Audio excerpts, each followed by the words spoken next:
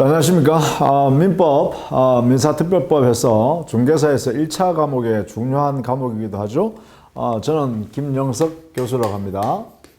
여러분과 1년 동안 열심히 민법을 가지고 공부 같이 하도록 하고, 역시 민법 공부는 강의를 들으시고 반복해서 여러 번 반복해 주셔야 됩니다.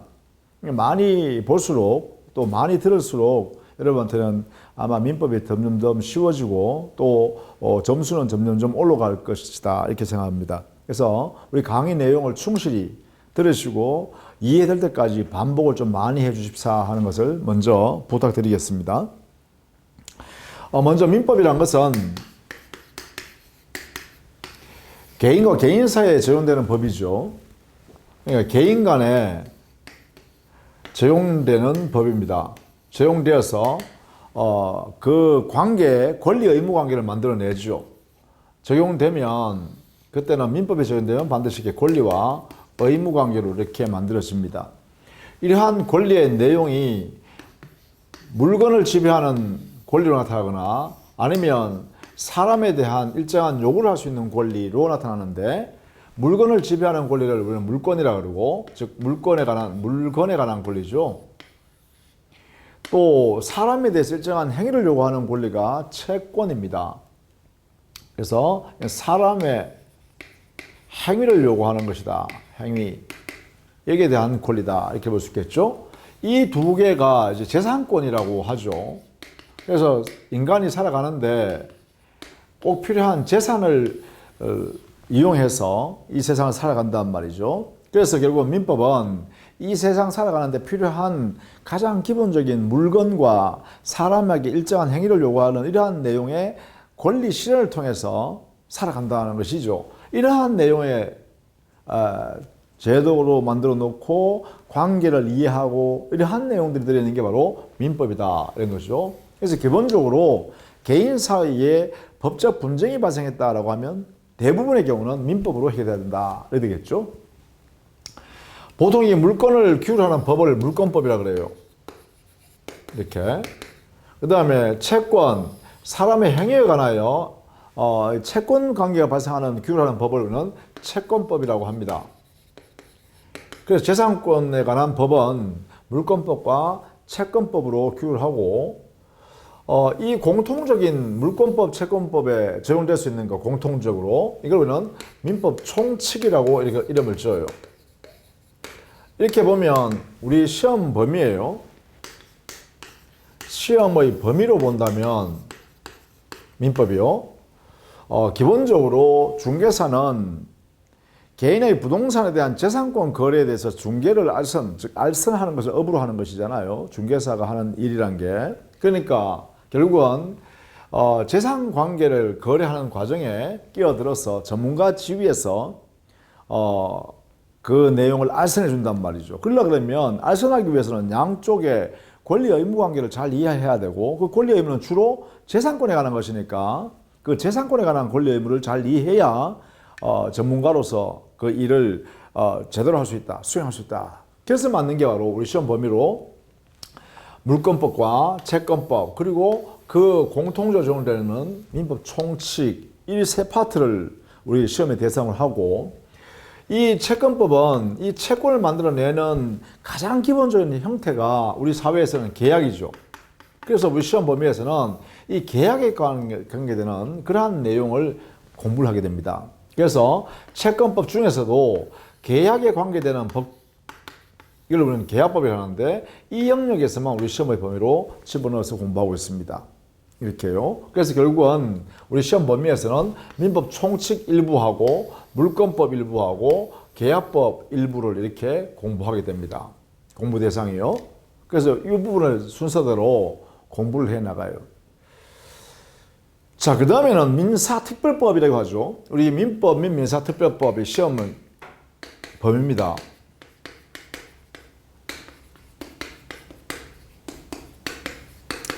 그러면 민사특별법이라는 것은 민법에 있어서 특별히 다루어야 할 법 규정들을 모아놓은 것들이 됐죠. 그래서 이게 개인은 평등한 개인, 이렇게 우리가 인식하는데, 우리 사회에서 직접 거래 관계에서 개인과 개인의 능력을 보면 차이가 많이 나는 경우도 있죠. 그러다 보니까 사회적으로 약자에 있는 그 개인을 보호할 필요가 있다라고 하면 그것은 민법으로만 규율할 수 없기 때문에 특별한 사정이 들어있는 그러한 내용이니까 특별법이라는 제도를 만들어서 거기서 별도로 보호하겠다. 그 법 규정 이름을 민사특별법 이렇게 하고 있습니다. 그래서 특히 부동산 거래와 관계되는 그러한 내용에 관련되어서 민법과 민사특별법을 우리가 시험의 대상으로 삼고 있다. 민사특별법의 대표적인 것은 한 5가지 법률이 있어요.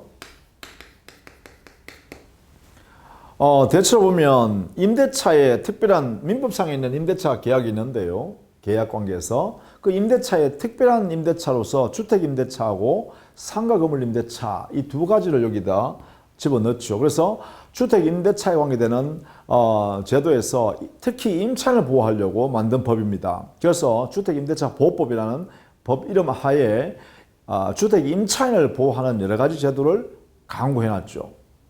그 다음에 상가건물 임대차 보호법이라 해서 상가건물 임대차에 관계돼서 그 상가를 임차하는 임차인을 보호하기 위해서 특별히 여러 가지 제도를 만들어 놨죠. 그걸 우리는 상가건물 임대차 보호법 이렇게 합니다.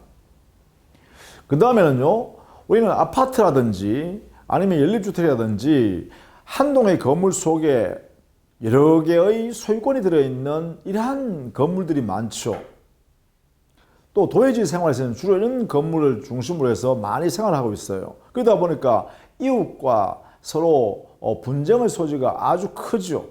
그래서 그런 관계를 규율해서 소유권 관계 기속이라든지 사용수에 관한 문제라든지 이런 부분을 잘 정리해서 만들어 놓은 게 바로 집합건물의 소유 및 관리에 관한 법률을 해서 이런 규율을 합니다. 그래서 아파트라든지 연립주택이라든지 다세대 주택이라든지 이렇게 공동주택에서 개인들이 여러 가지 분쟁의 소지가 있는 이런 영역에서 해결하기 위해서 만든 법, 그게 바로 집합건물의 소유 및 관리에 관한 법률입니다. 그 다음에는 우리가 담보물권에서는 우리 민법상에는 유치권, 질권, 저당권이라는 제도가 있습니다. 특히 부동산에 대한 담보물권에서는 저당권이 우리 사회에서 가장 많이 활용되죠. 자, 이 저당권의 특수한 형태로서 가등기 담보를 배우고 양도 담보라는 것을 배웁니다. 그래서 가등기 형태로서 담보 목적으로 설정하는 경우에 가등기 담보 물권 또는 가등기 담보권 이렇게 하는데 그런 제도라든지 또 소유권을 거래를 하면서 담보 목적으로 소유권을 거래하는 경우 이런 경우에는 담보 목적의 소유권을 양도한다라는 의미에서 양도담보물권 또는 양도담보물권을 줄여서 양도담보권 이렇게 합니다.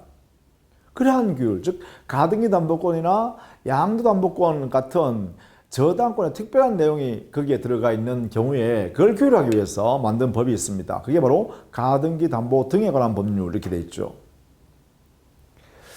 그 다음에는 우리가 부동산을 거래하면서 부동산의 실제 소유자인 물권자가 등기부에 그 실제 권리자인 물권자의 이름이 등기부에 등재되어야 되죠. 그래야 거래 원활히 하고 또 세금도 제대로 부과할 수 있겠죠.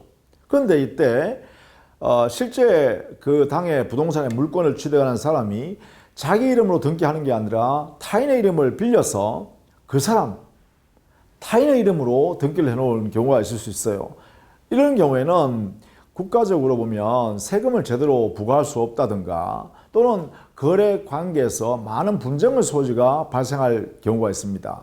이것을 미연에 방지하기 위해서 이렇게 자기의 명의로 등기를 하는 것이 아니라 다른 사람 명의를 빌려서 그 사람 명의로 등기해 놓고 자기는 실제로 소유권을 가지고 말이죠. 또는 물권을 가지고 지배한다. 이런 것을 이제 미연에 막기 위해서 부동산 실권리자 명의 등기에 관한 법률을 만들어놨어요. 그래서 실제 부동산 물권자가 등기부에 실제 자기 이름으로 등기해라. 다른 사람 이름으로 등기한 걸 빨리 바꿔라. 그렇지 않으면 그것을 과징금을 물리겠다. 이렇게 해놨죠.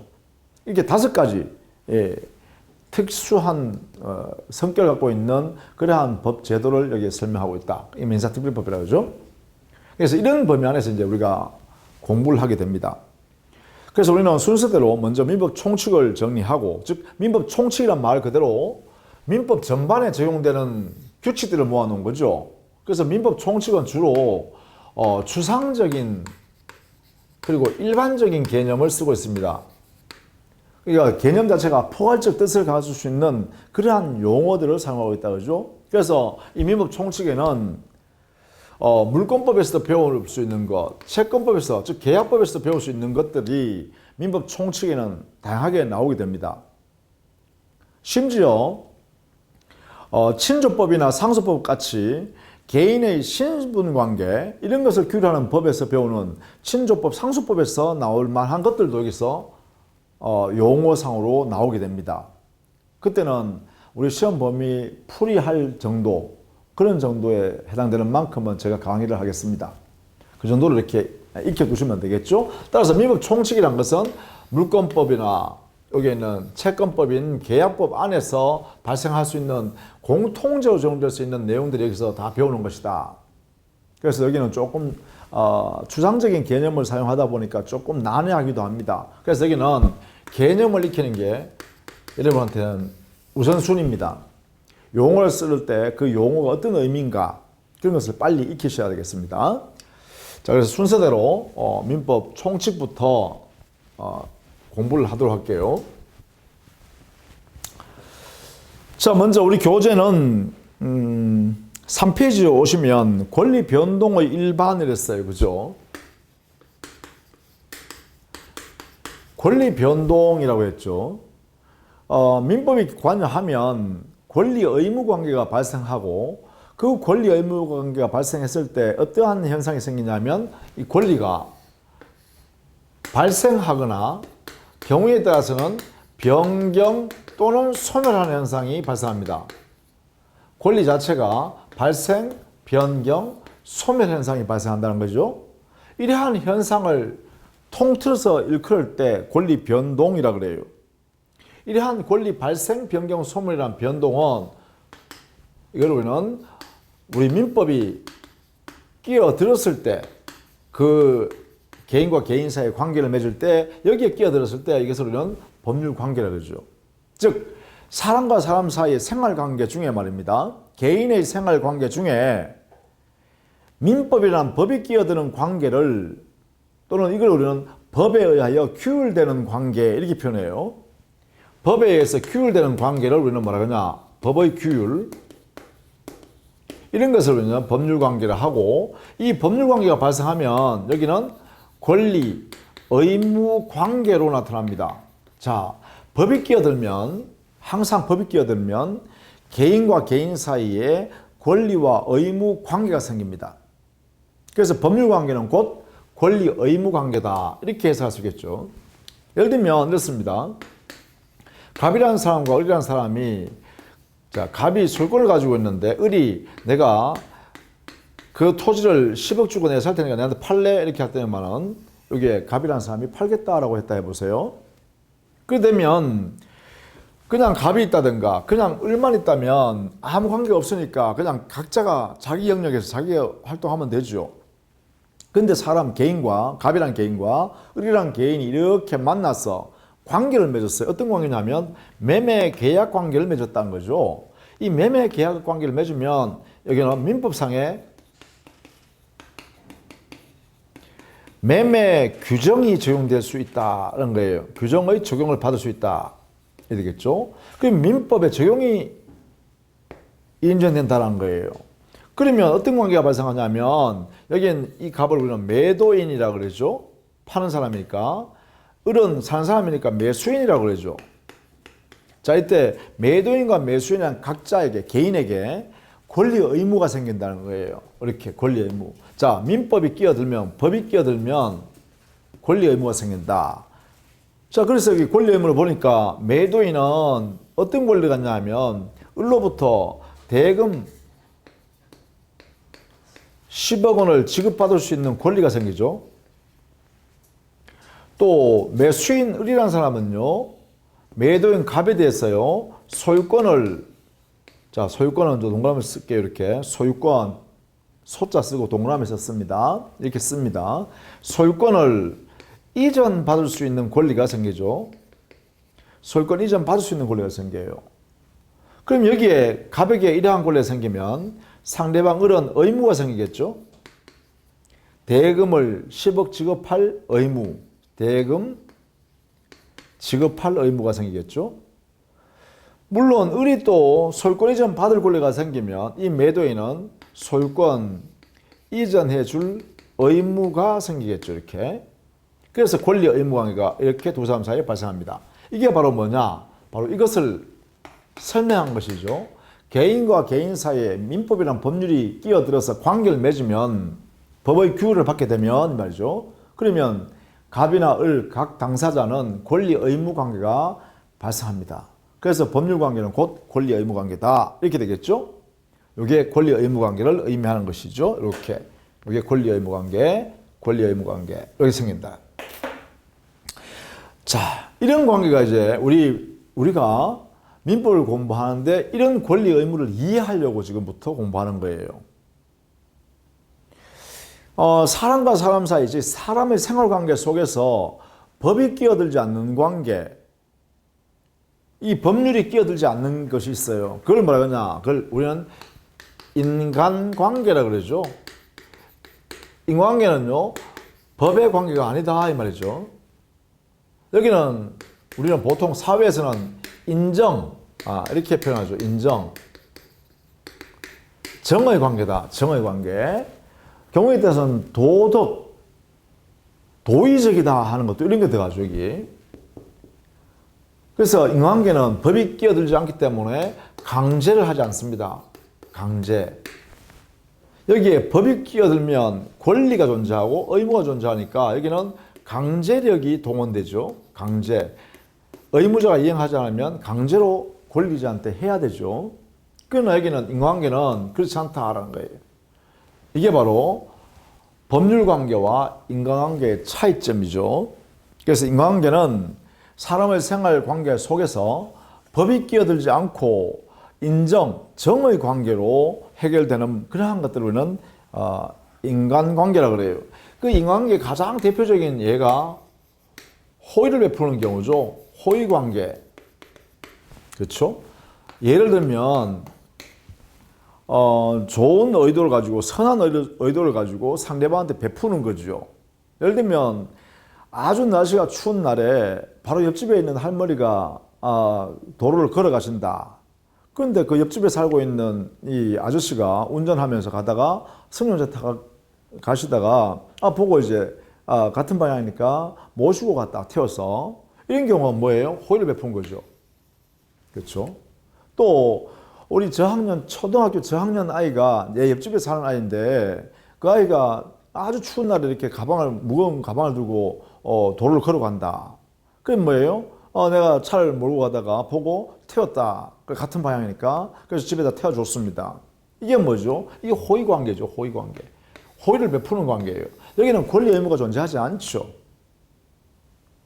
인정의 문제죠. 이렇게요. 그래서 기본적으로 인간관계에는 법의 관여가 없기 때문에 강제할 수 없고 여기는 권리 의무가 발생하지 않는다. 이렇게 하겠죠. 권리와 의무 관계가 생기지 않는다. 이렇게 하겠죠. 그래서 원칙적으로 호의 관계에서도 권리 의무가 생기지 않겠죠. 자, 그런데 만약에 이 호의 관계에서 시작을 했습니다. 시작은.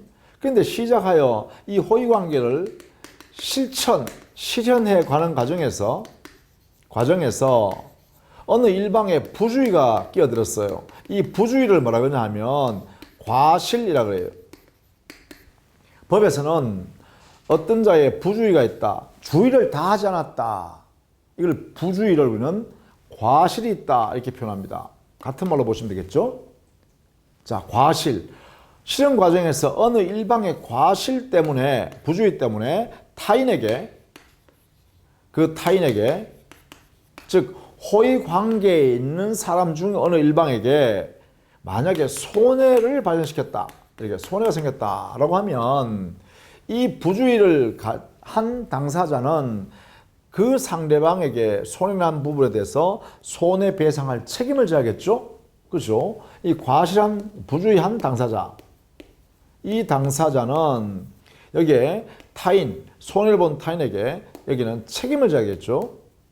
이 책임이 진다는 것은 여기는 결국은 이 손해난 사람한테는 손해를 배상하라고 청구할 수 있는 권리가 생긴다 이 말이죠. 권리, 청구권이 생긴다 이 말이죠. 그러면 청구가 생기면 책임을 져야 되는 거 여기는 뭐가 발생할까요? 의무가 생기겠죠. 자, 그래서 시작은 호의관계에서 시작했지만 그 과정에서 부주의가 끼어들면 권리 의무 관계로 이렇게 전환될 수가 있네요.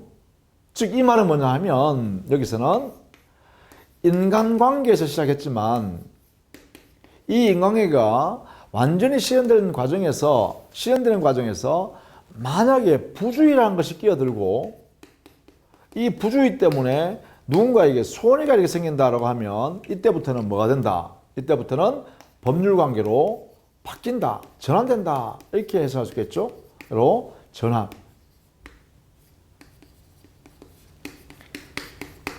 전환된다.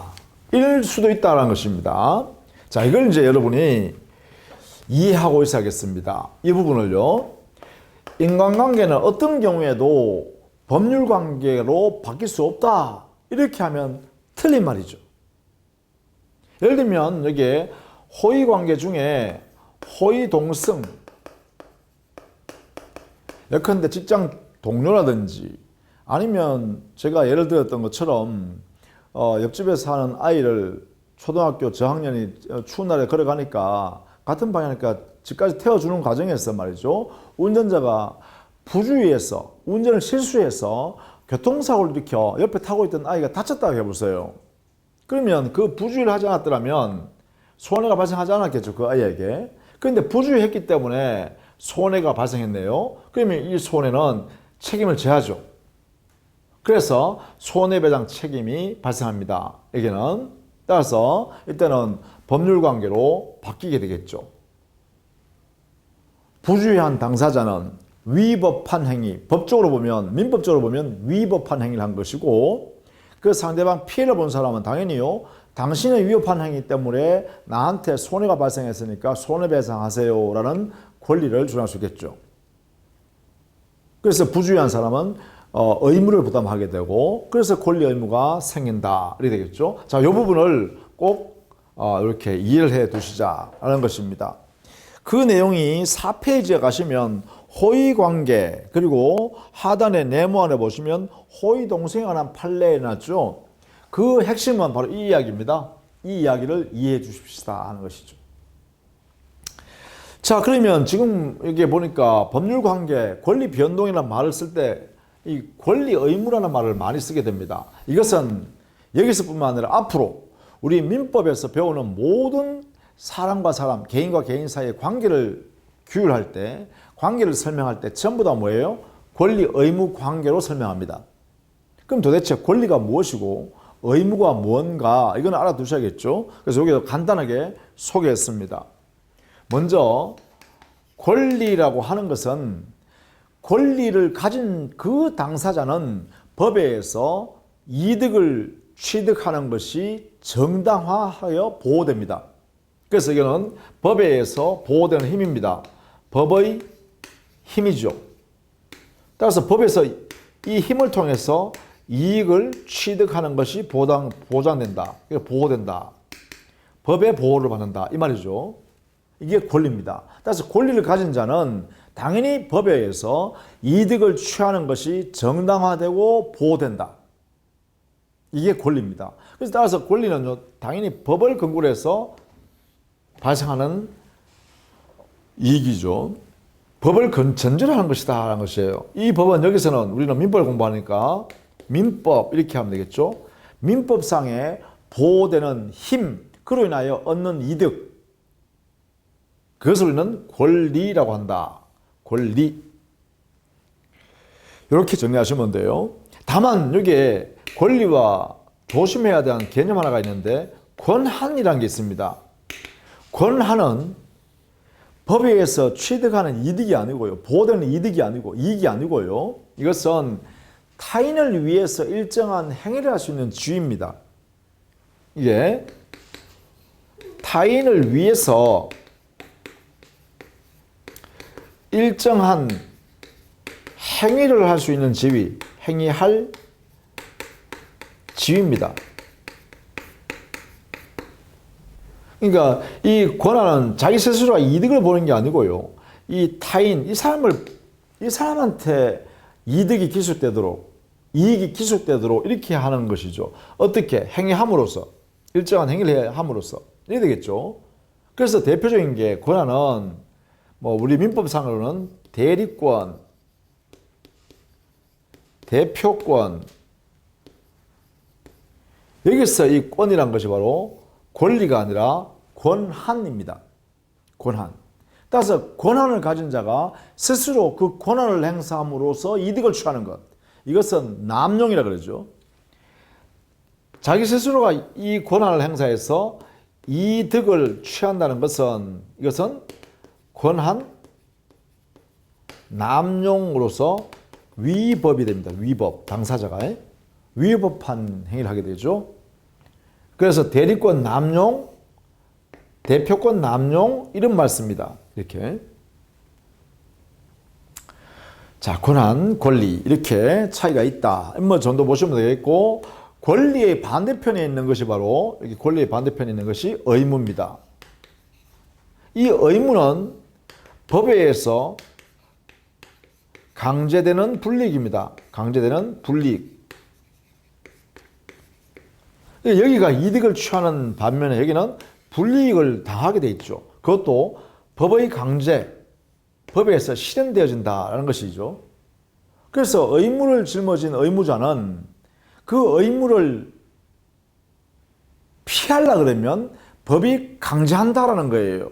즉 의무를 짊어졌기 때문에 자기가 불이익을 받아야 되잖아요. 법적으로. 그 법적으로 불이익을 받는 것을 스스로 불이익을 받기를 거부하면 법이 강제해서 불이익을 입힌다는 것이죠. 이렇게. 이게 의무다라는 것입니다. 그래서 의무가 있으면 상대방은 권리를 갖게 되고 상대방의 권리 있다는 것은 곧 그 상대방에서는 의무가 발생하겠다. 이래 되겠죠. 그래서 일반적으로는 권리와 의무는 동전의 양면이다. 이렇게 표현합니다. 자, 뭐 그런 정도로 일단 여러분이 이해해 두시면 되겠다. 자, 그래서 제2절에요. 권리 변동이 있는데요. 이 권리 변동은 기본적으로 당사자의 법률 관계에 의하여 권리가 발생하고 변경하고 소멸하는 현상을 말하는 건데요. 그렇죠? 권리의 발생, 권리의 변경, 권리의 소멸 현상을 권리의 변동이라고 합니다. 이 권리의 변동을 다른 말로, 다른 용어로 쓰면 우리 법률, 민법이라는 법률에 의해서 효과가 생겼다. 이렇게 표현합니다. 권리 변동이 일어났다는 것은 법률 효과가 생겼다. 이렇게 표현한다는 것이죠. 따라서 권리 변동인 법률 효과가 생기기 위해서는 반드시 법률 요건을 갖춰야 됩니다. 법률 요건을 갖추면 법률 효과가 발생해요. 법률 효과는 권리의 발생, 변경, 소멸이니까 권리, 의무 이것이 생기는 거죠. 그렇죠? 이게 권리가 발생했다는 권리의 반대편에는 의무가 있으니까 권리, 의무의 관계가 바로 법률 효과가 됩니다. 그러면 법률 효과인 권리, 의무가 만들어지려고 그러면 만들어지거나 변경하거나 등등 이렇게 권리, 의무 관계가 만들어지려고 그러면 반드시 이 법률 요건을 갖추어야 그래야 효과가 생긴다. 이렇게 해석합니다. 그래서 법률 요건을 갖추면 법률 효과가 생긴다. 이렇게 표현합니다. 자, 이때 이 법률 요건을 이게 만들려고 그러면 여러 가지 사실들이 모여야 됩니다. 그 여러 가지 사실 한 개 한 개를 뭐라 그러냐면 법률 사실이라고 합니다. 사실. 한 개 한 개의 사실. 보통 이걸 구체적이고 개별적인 사실을 말한다. 그냥 낱개죠. 한 개 한 개. 하나하나의 사실을 말합니다. 이 하나하나의 사실, 즉 사실이 모인 총체입니다. 그러니까 이 사실이 모여서 만들어 놓은 몸체란 거죠. 이렇게 되겠죠. 그러면 이 총체가 만들어지면 이렇게 권리 의무 관계로 나타난다라는 것이죠. 이렇게 이것으로 우리는 법률 사실을 모여서 법률 요건을 만들고 법률 요건이 갖추어지면 법률 효과가 생긴다. 이게 뭐냐? 이게 체계란 거예요. 이걸 체계화한다. 자, 그래서 여기에 뭐 권리 변동이란 법률 효과로서 권리의 발생, 변경, 소멸을 의미한다. 이렇게 그 말을 사용하면 되겠죠? 자, 이렇게 해서요. 기본적으로 첫 시간은 민법을 어떤 내용에 공부를 하게 되고 또 민사특별법은 어떤 의미로서 민사특별법이라는 말을 쓰는가 이걸 잠깐 설명해 드렸고 기본적으로 권리 변동, 즉 권리가 발생, 변경, 소멸하는 이 현상을 우리가 지금 앞으로 공부하는 것이다. 그런데 다만 이 개인의 생활관계 속에는 법이 관여하지 않는 즉 법률관계가 아닌 관계도 있다. 그걸 우리는 보통 인간관계를 하는데 이 인간관계가 어떤 사유가 발생하면 이 법률관계로 바뀌는 경우도 있다라는 것도 같이 알아두라 있겠죠. 그래서 종국적으로는 민법이 우리 인간, 개인의 생활 속에 민법이 항상 끼어든다. 그래서 우리가 민법을 공부하는 거다. 이렇게 이해해 두시면 좋겠습니다. 그러면 다음 시간에는 구체적으로 과연 법률관계가 즉 권리 변동이라는 형태가 어떻게 만들어지는가 또 어떻게 돼 있는가 그래서 발생되는 모습이 어떻고 변경되는 모습이 어떻고 소멸되는 모습이 구체적으로 어떤 게 있는가 이걸 구체적으로 소개할까 합니다. 자, 첫 시간인데요. 자, 우선 여러분이 차근차근 이 기본 강좌를 잘 정리하시고 보시고 반복해 보시고 그리고 여러분이 이해가 잘 안 되더라도 또 보시고 하셔야 됩니다. 제가 개념도 같이 설명하고 그 다음에 관계도 가능하면 사례를 들어가면서 우리 현실에서 일어나는 일들을 소개하면서 그것을 우리 민법적으로 어떻게 설명하고 있는지 이런 것을 보시면서 잘 이해할 수 있도록 안내해 드리겠습니다. 자, 다음 시간에는요, 구체적으로 권리 변동의 모습을 살펴보도록 하겠습니다. 자, 수고했습니다.